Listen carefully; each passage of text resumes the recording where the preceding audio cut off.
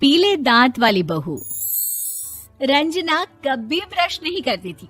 उसे कितनी बार उसके माँ बाप ने डांटा, लेकिन उसका कोई असर उस पर होता ही नहीं था, जिस कारण से उसके दांत पीले पीले हो जाते हैं।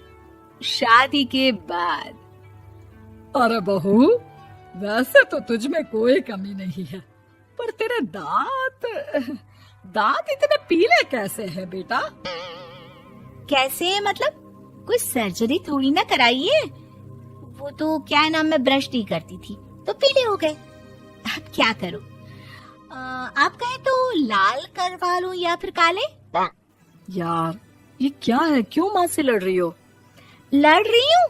अरे मैं लड़ रही हूँ या ये बोल रही है कि दांत पीले हैं, पीले। अरे तपस्या थोड़ी ना की है इन्हें पीले करने के लिए। बकायदा ब्रश नहीं किया है 20 साल तक, तब जाकर। छी, कैसी बात कर रही हो? ये उस वक्त तो पीले नहीं थे जब हम लोग तुम्हें देखने आए थे। अरे तब साफ करवा लिया होगा डेंटिस्ट के पास जाकर। अब देखो कैसे पीले पीले लग रहे हैं। रंजना सास की तरफ गुस्से से देखती है। फिर शुरू हो गई पीले पीले पीले। अरे पीले तो तब भी थे जब मेरे हाथ का रसगुल्ला उड़ा उड़ा कर खा रही थी और बोल रही थी, लड़की नहीं गुणों का खजाना दे रहे भाई साहब आप। खैर, अब वो लोग करते भी तो क्या करते, पीले दांत वाली बहू पल्ले पड़ी थी तो झेलना तो था ही। एक दिन कीर्तन में रंजना गाना गा रही थी।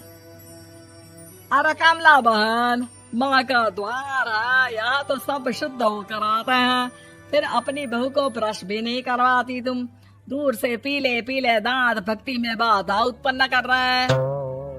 अरे कोई 2 साल की बच्ची थोड़ी ना लेकर आई हूँ मैं बहू बनाकर। अच्छी खासी लड़की है, अरे कैसे करवाऊं ब्रश? ये तो उसे खुद करना चाहिए ना। अब माँ बाप तो इसके जैसे तैसे निपटा दिए, ये नहीं सोचा कि सास कैसे संभालेगी। सास बहू को लेकर घर आ जाती है, लेकिन सोच लेती है कि अब इसे लेकर कहीं नहीं जाएगी। अगले रोज बहू कहती है, अरे क्या हो गया, मंदिर नहीं जाना क्या? कीर्तन का वक्त हो रहा है। मेरी मधुर वाणी से कान्हा जी जागते हैं और सोते हैं। आप तो जानती है ना उनकी भक्ति में कितना मन लगता है मेरा। वो क्या है ना, तबीयत ठीक नहीं लग रही है मेरी, आराम करूंगी मैं। तबीयत ठीक नहीं लग रही? अभी तो मिथुन के गाने पर नाच रही थी आप, और अब बोल रही है कि तबीयत ठीक नहीं लग रही। अरे भक्ति में मन लगा लो सासू माँ, ऊपर जाना है, क्या मुंह दिखाओगी आप? हाँ? सास को बहू की बात पर गुस्सा आ जाता है। मैं क्या मुंह दिखाऊंगी, इसकी चिंता तो ना कर, समझी? अपने मुंह की चिंता कर, जो ये पीले पीले दांत लेकर हर जगह पहुंच जाती है। पता है लोग कितना मजाक बनाते हैं। ना जी ना, मैं नहीं जाना कहीं तेरे साथ। तो ये बात है, कोई ना, मत जाओ, मैं अपने कमरे में ही बैठकर भक्ति कर लूंगी। ऊपर वाला दांत थोड़ी ना देखता है, मन देखता है, भावना देखता है। और अरे बस बस, तू सब कुछ दिखा, बस ये सफेद चमकदार दांत ना दिखाना किसी को, है? जा यहाँ से।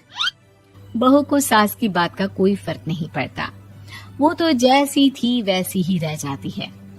सुबह नहाकर किचन में खाना बनाना, फिर खाना खाना, कीर्तन भजन करना और सो जाना। एक दिन, माँ जी मैं सहेली के घर जा रही हूँ, शाम को लेट आऊंगी। हाँ हाँ तो जाना, मैंने कौन सा तेरी आरती करनी है घर पर बैठकर। रंजना सहेली के घर जाती है, जहाँ वो पार्टी में जाने की तैयारी कर रही होती है। अरे शिखा, कहाँ जाने की तैयारी कर रही है? मैं गलत वक्त पर आ गई क्या? अरे नहीं यार, उल्टा सही वक्त पर आ गया। मैंने ये साड़ी और ज्वेलरी निकाली है यार, शाम को इनके ऑफिस की एक पार्टी में जाना है। बताना कैसा लग रहा है ये सब? नहीं यार, इस ड्रेस के साथ तो वो वाली ज्वेलरी अच्छी लगेगी। हाँ हाँ सही बोल रही है, मैंने ध्यान ही नहीं दिया। वैसे तो हमेशा से मस्त फैशन सेंस रखती है। तो बड़ा जाती होगी ना पति के साथ पार्टी में। रंजना कुछ नहीं बोलती, बस सोचती है कि यार काश ये बात सही हो जाती, पर मैं क्यों नहीं जाती पार्टी में? क्या इन लोगों की कोई पार्टी होती नहीं होगी? रंजना घर आती है और रात में पति से सवाल करती है, एक बात बताइए, आप मुझे किसी पार्टी में क्यों नहीं ले जाते? क्या आपकी यहाँ ऑफिस में पार्टी नहीं होती? पति बेचारा क्या कहता कि दांत पीले हैं तुम्हारे इसलिए। अरे कोई पार्टी होती नहीं हम लोगों के ऑफिस में, तो कहाँ से लेकर जाऊं? और मार्केट, मॉल, कहीं वीकेंड घूमना, कहीं तो। अरे यार, सारे हफ्ते में एक छुट्टी मिलती है, तो सोचता हूँ कि आराम ही कर लूं। क्यों? रंजना मन मार के रह जाती है। पहले कभी सास के साथ मंदिर जाया करती थी, लेकिन वो भी सास ने ले जाना बंद कर दिया। घर बैठी बैठी रंजना बोर हो जाती है। तभी उसे आइडिया आता है और वो मायके जाने का सोचती है। सासू माँ, 2 दिनों के लिए मम्मी के घर जा रही हूँ। अच्छा अच्छा, ठीक है, आराम से जा। और हाँ, माँ से कुछ अच्छी आदत सीख कर आना कि कैसे शरीर के हर भाग की तरह दांतों की सफाई भी जरूरी होती है, समझी?